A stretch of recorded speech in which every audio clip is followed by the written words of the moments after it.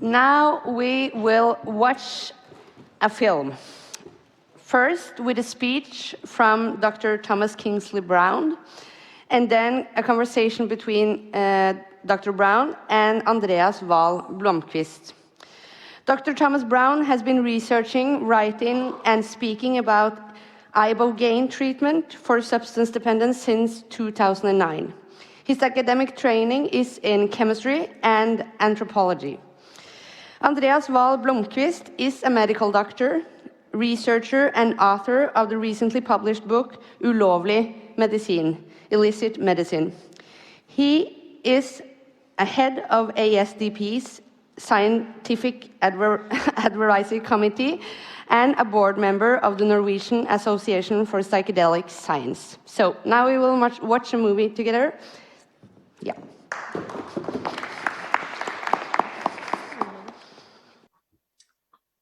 Hello from my son's bedroom here in San Diego, California. I'm Thomas Brown, and I'm speaking with you about treating addiction with Ibogaine. I'm an anthropologist, and I've been studying addiction treatment with Ibogaine for about 12 years now. And as I'll mention shortly, I conducted a research study in Mexico with people who were seeking Ibogaine treatment for their addiction to opioids. So first of all, let's look and see what Ibogaine is. Ibogaine is a chemical compound that is found in the root bark of a shrub called Iboga. And the Iboga is something that grows in West Central Africa, and it is something that is used as a sacrament in rituals in West Central Africa, primarily in Gabon.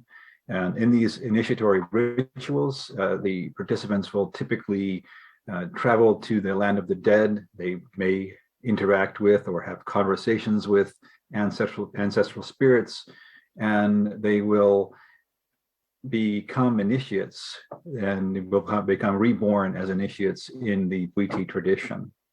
And so you may be wondering, why would something like this be used to treat addiction? And the short answer is that this gentleman here, Howard Lotzoff, when he was just 19 years old, 1962, in Brooklyn, New York City, he managed to find some Ibogaine, and at the time, he was a daily user of heroin. He was addicted to heroin.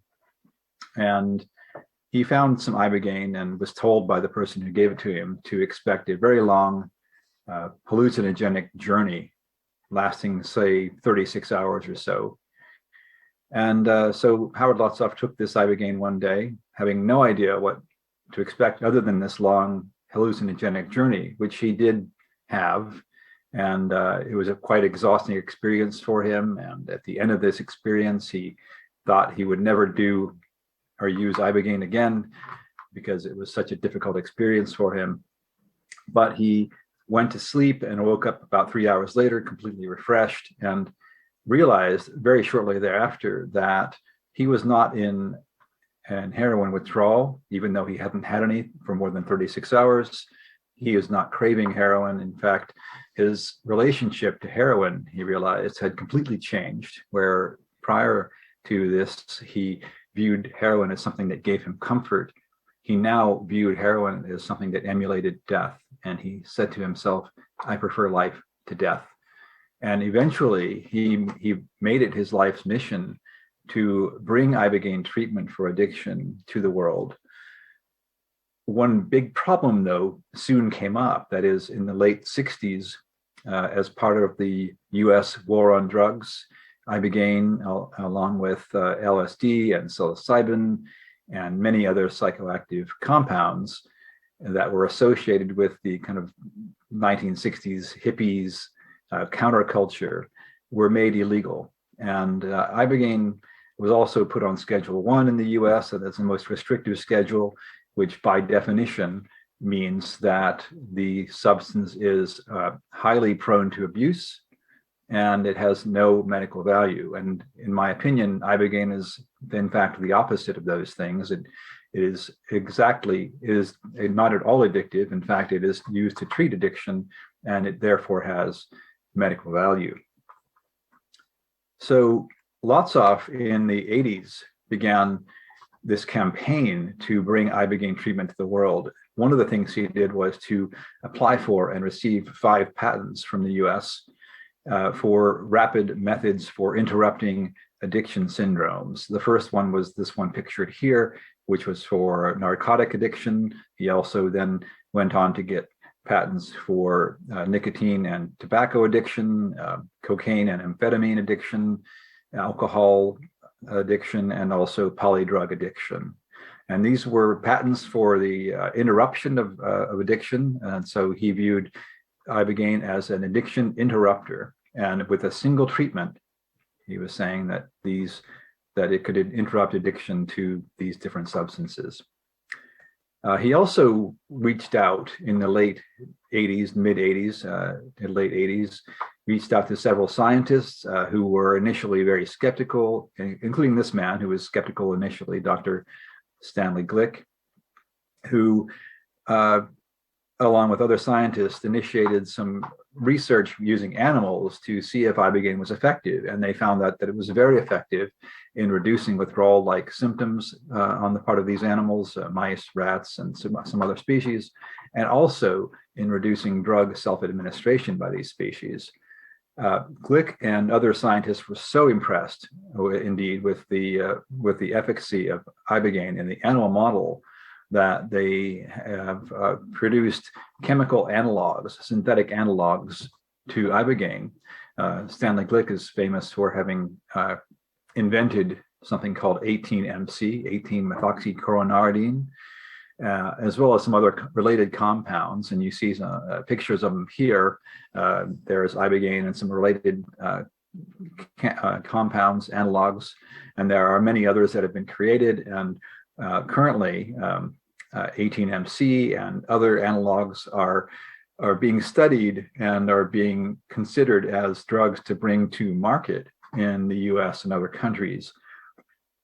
So clearly, these individuals who are creating these compounds and testing them believe in the efficacy of Ibogaine, but their aim is to create something that is as effective as Ibogaine without the so-called side effects, and those include the psychoactive effects. Ibogaine produces a sort of dreamlike state of consciousness, and it also has some deleterious effects such as body tremor, and it has some cardiotoxicity, and it causes nausea and so on. So the aim is to produce these compounds that are effective but don't have those side effects, primarily the psychoactivity, which is the reason why Ibogaine was placed on Schedule 1 and was made illegal. That is, it was psychoactive and was made illegal because of that. So another thing that Lotzoff did at the time in the late 1980s was to start with a small group of people treating people in the Netherlands, where Ibogaine was not criminalized, was not regulated in any way. And you see him here in front of an apartment building where some of these early treatments took place in Rotterdam. These other also treatments took place in places like hotel rooms here, pictured here, this one in Amsterdam and other places. In New York City, where Ibogaine had become illegal, these treatments were also being done underground. And the advocates for these treatments were people who are addicted to heroin, including this gentleman here, Nico Adriaans, who founded the Junkie Bond in the Netherlands in the late 80s.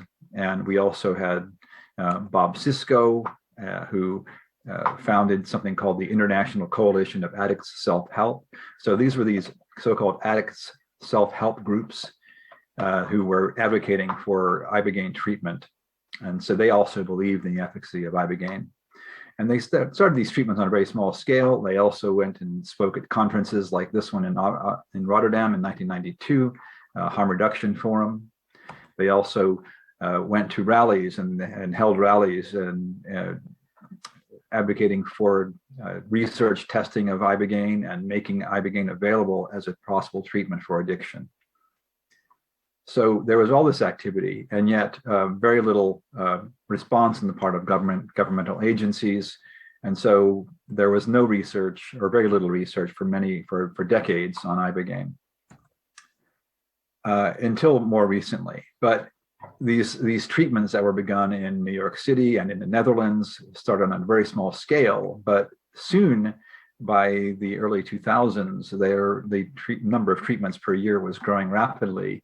You see here that in early 2001, there were nearly 900 treatments that had been performed outside of Africa, and just 5 years later, that number had roughly quadrupled to about 3,500. And the authors of this paper, Ken Alper, Howard Lotzoff, and Charles Kaplan, state that the growth rate of the number of treatments was about 30% per year. So it was growing very rapidly.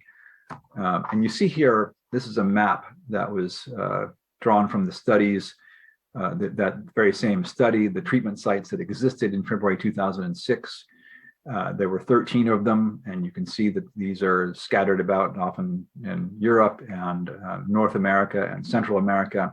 And the commonality here is that these are countries where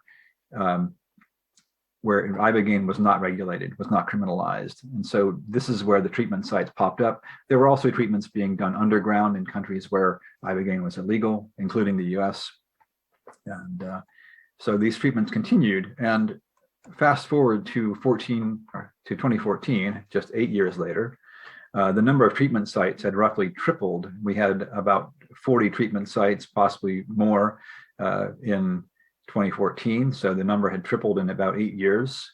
And then just a few years later, in 2017, we had about 70 treatment sites around the world. And my estimation from having spoken to people who were following these things is that the number topped out at around 80 and is probably around that number right now in 2021. So this movement grew rapidly and has produced probably 15,000 or more treatments around the world since the late 1980s. So clearly, a lot of people think that that Ibogaine treatment is effective, and they are seeking this treatment out, despite some problems with it. And there are some attendant problems with this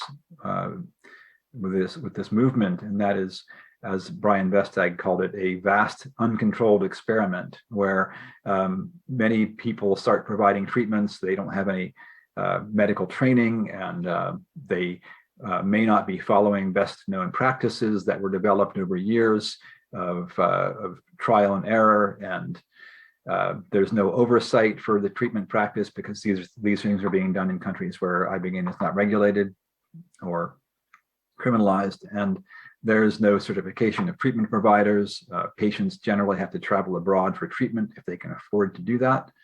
And there's also a difficulty in discerning which treatment sites are utilizing best practices, are using the most effective treatments and following good safety practices. So, and also at this point, the evidence for the efficacy of Ibogaine was almost completely anecdotal because we had thousands of people being treated, but very little research being done to show that it was actually working. However, in recent years, there have been some outcome studies. One of those was a study that I conducted at Ibogaine treatment sites in Baja California, Mexico. And the other one was a study that was virtually the same research protocol that was done by my colleague, Jeff Noller, in New Zealand, where Ibogaine treatment is actually legal nowadays. So these studies, we recruited people who were seeking treatment for addiction to opioids at these different clinics.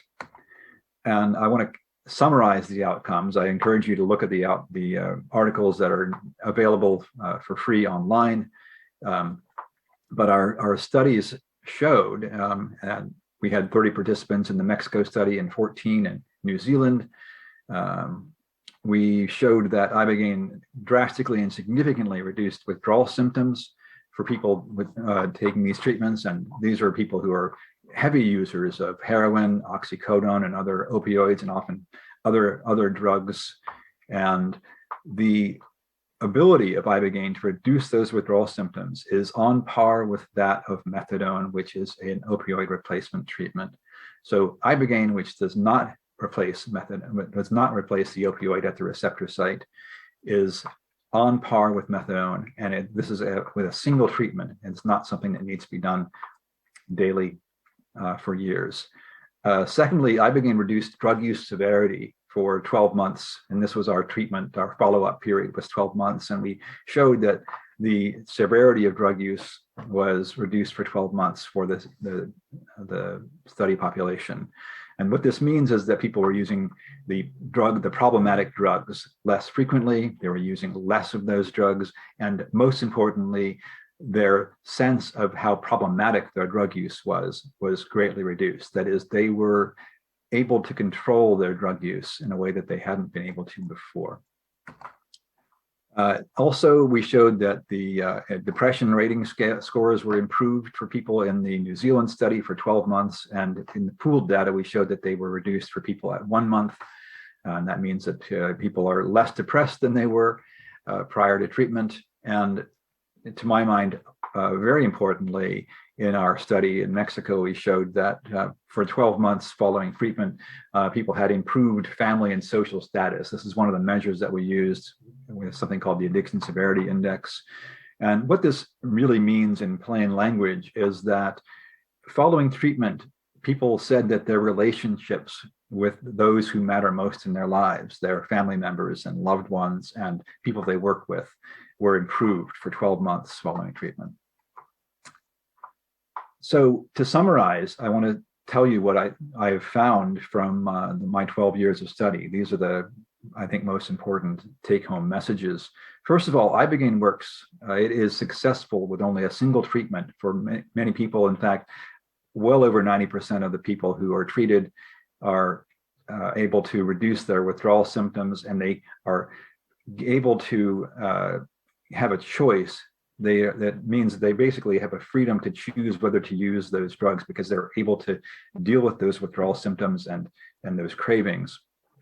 And so it gives them this window of opportunity. And also oftentimes gives people insight into the nature of their addiction, possibly the root traumas that are causing their addictive behaviors, and they're trapping them in these behavioral patterns that are harmful. So I've come to see that Ibogaine treatment can be done safely with proper screening and under the right conditions. In this Wild West atmosphere that the Ibogaine treatment community has grown up, it has produced these problems where because people aren't careful in their treatment protocols, sometimes people are harmed. There have been deaths related to Ibogaine treatment.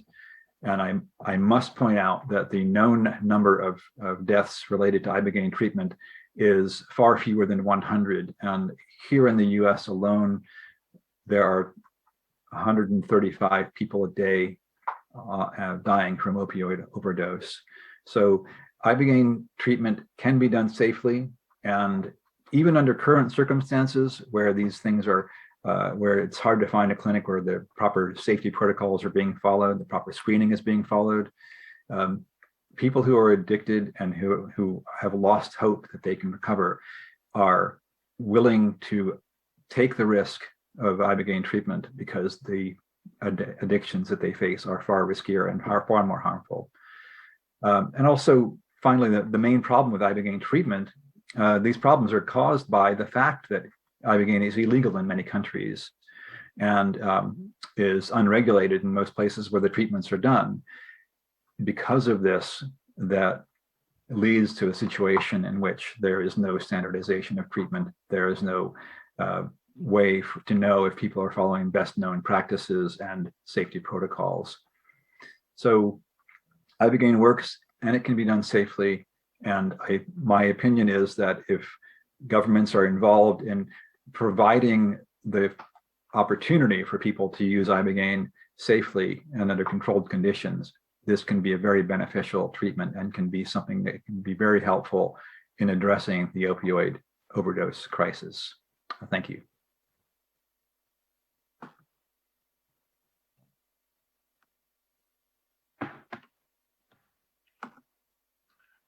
Okay, thank you, Thomas, for your presentation and your research into Ibogaine therapy. Given that there are now small observational studies showing the benefit of Ibogaine therapy, as well as numerous clinics that offer this treatment, why don't you think we have more studies using Ibogaine? Well, it's very difficult to get approval for studying Ibogaine in most countries, including the U.S. Here, where Ibogaine is a Schedule 1 substance, which is the most restrictive schedule. So getting permission to do research is very difficult.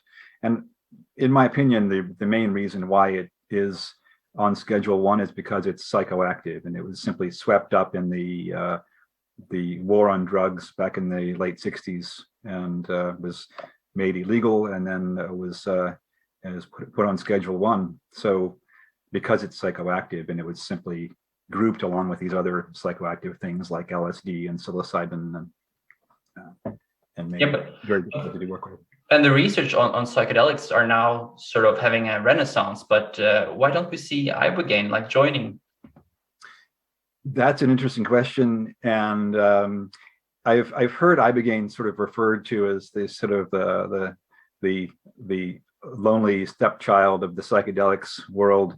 It has gotten this reputation, and part because of as I'm sure you're aware, there are some risks associated with Ibogaine treatment, and many of those risks are related to the fact that people are coming into treatment in very poor physical health, and they're usually with years of very heavy opioid use, and there aren't any standardized practices at these clinics. And so, but the fact is that there have been deaths documented, as my colleague Ken Alper says, in close temporal proximity to Ibogaine treatment. And, it's gotten this reputation as a dangerous sort of drug, whereas the other psychedelics like LSD and psilocybin do not have that reputation as being dangerous. Yeah, I understand. Well, Ibogaine has a very complex pharmacology affecting many neurotransmitter systems at the same time. It also has a unique psychoactive effect in that it seems to simulate or stimulate a sort of retrospective viewing of previous important or perhaps traumatic experiences. Can you tell us what you think is the important factor in how Ibogaine might help people with addiction? Yes. So I referred to other psychedelics like LSD and psilocybin. Ibogaine is technically it's not one of those sort of classic hallucinogens or psychedelics, although it does give people insight into their psyche, and it does give people psychospiritual insights, but it's more properly called an oneric drug. That is, it's kind of a dream producing. It produces that kind of state of consciousness like a waking dream, and as you mentioned, it has this common feature, this typical feature where people have a kind of recall of past events in their lives. Sometimes they'll have conversations with people, whether they're famous figures or people from their families. They might relive conversations that have actually happened. They might even recall conversations that they had not even thought about since they were children, things like that. And my sense of how this works psychologically, I mean, I'm not a psychologist nor a psychiatrist, but the insights that people get oftentimes have to do with things like they realize how much damage they've caused in their relationships, and they have very, very deep regrets about the things that they've done, and the things that they've done in the name of acquiring more of the substance that they're addicted to. They also, at the same time, can have this sort of reconciliation and understanding of where their trauma that is coming from, what were the causes of their addiction, and why they are in this cycle of behavior that is harmful for them. And in some cases, you see people who are able to reconcile these traumatic events.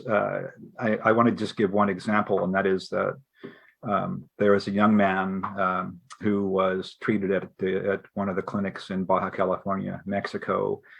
He was, I think, 22 when I met him, and he was receiving treatment. But he had been in a very abusive family situation where his father, when this young man was 15 years old, his father actually injected him with heroin. His mother left the family. His father was extremely abusive, and this young man ended up living on the streets in San Francisco for several years. And he said that when he went into treatment, he hated his father. He wasn't in touch with his mother at all. He was estranged. And during the Ibogaine experience, he had this insight, this revelation that despite all the horrible things that his parents had done, and that his experiences really made him who he was, and he was able to forgive his parents for everything. And the power of that he could reconcile that, and then he got in touch with his mother after that, and they reestablished a relationship. That's a very powerful thing to be able to do, to reestablish those kinds of relationships, and it's a truly transformational experience. Yeah, really interesting. I also know that you and others, you did a study exploring the subjective experiences of 44 participants from these observational studies that you mentioned in your talk. Yes. In this study, I know that you said you found that half of the subjects had some kind of complete mystical experience. You used the states of consciousness questionnaire. And can you tell us more about this study, and how important do you think the psychological experience is regarding the treatment effect? Yeah. So that study, yes, we took some of the data from both of the studies. There was the Mexico-based study that I mentioned in my presentation, and the New Zealand-based study that my colleague Jeff Noller did. And we had 44 total people from the two studies, and we'd asked them to write about their experiences after their treatment. And we had also, as you mentioned, given them the States of Consciousness questionnaire. And so we had that measure showing that some of them had full-on mystical experiences, and there was quite a variability in the intensity of the experiences that different people had. But many of them had very profound experiences, and the narratives that we obtained from what these people wrote about their experiences, and also from the interviews that we had with them over the 12-month period after their treatment. Sometimes they would tell us about other things that they hadn't told us about earlier, and we kept records of all these things.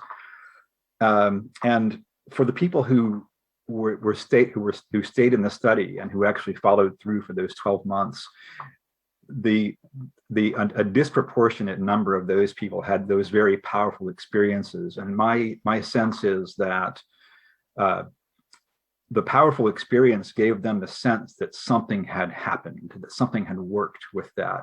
There are some people who had the Ibogaine treatment who didn't have much of a psychospiritual experience at all, who didn't remember anything from it. It was kind of a jumble of confusing imagery, that sort of thing. And those people were much more likely to drop out of the study.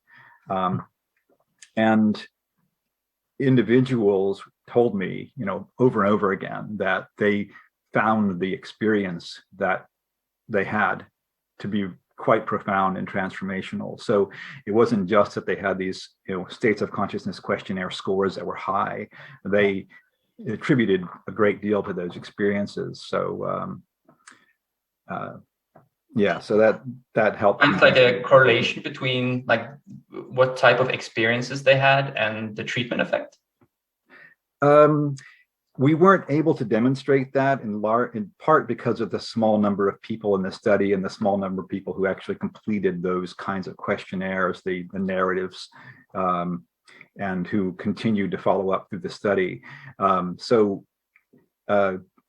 Because so many people dropped out of the study, what really stuck out to me when I looked at the data was that the people, as I mentioned, who stayed in the study were those who had the powerful experiences. And in our statistical analysis, and in the original paper that Ken Alper and I did together, to have the greatest statistical rigor, we assumed that anyone who dropped out of the study had reverted back to their baseline. That is, they were doing as badly as they did before treatment, so the treatment didn't work. So if you factor that in and you look at the, you then look at the states of consciousness questionnaire results versus the fact that people stayed in the study, and you factor in that people who dropped out were doing badly, that actually shows that the people who had the intense experiences did better on follow-up for the 12-month period. So it's a little bit of sort of a almost like a shell game, but that's it was so pronounced that the people who stayed in the study were the ones who had those powerful experiences, that I think there's something to it. Yeah, yeah. And I think it's important to remember side effects when considering these types of therapies. And after interviewing so many subjects, do you think Ibogaine can be psychologically harmful for some individuals? And if so, what type of individuals do you think is at risk for these harmful effects? Well, from my interviews, I would say I haven't seen that it can be harmful, and I haven't heard of people having harmful experiences, with one exception, and it was somebody who used to work with MAPS, who wasn't getting Ibogaine for treatment of addiction, but was using it for psychospiritual purposes. And that person was left alone in a room on a cold basement floor, and had a really Ibogaine can be a very, very difficult experience, even if you're not recovering from addiction. And if you're recovering from addiction, it can be very, very trying. So I would say that if someone is going in, I would say, if you are experiencing, if you're schizophrenic or experiencing severe mental illness, I would not advise going into Ibogaine treatment.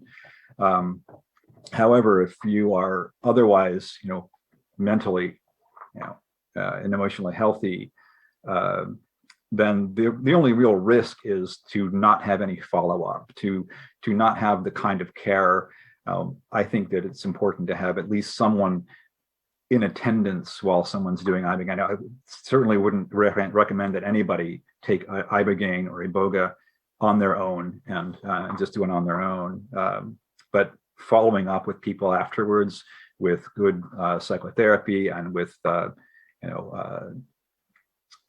addiction recovery care is very important to be able to, because people will have these difficult experiences. They might feel tremendous remorse over things that they've done, and feel like they've wasted their lives and things like that. And it's really important to have somebody to talk with about these experiences afterwards, and be able to integrate those experiences and make something valuable out of them.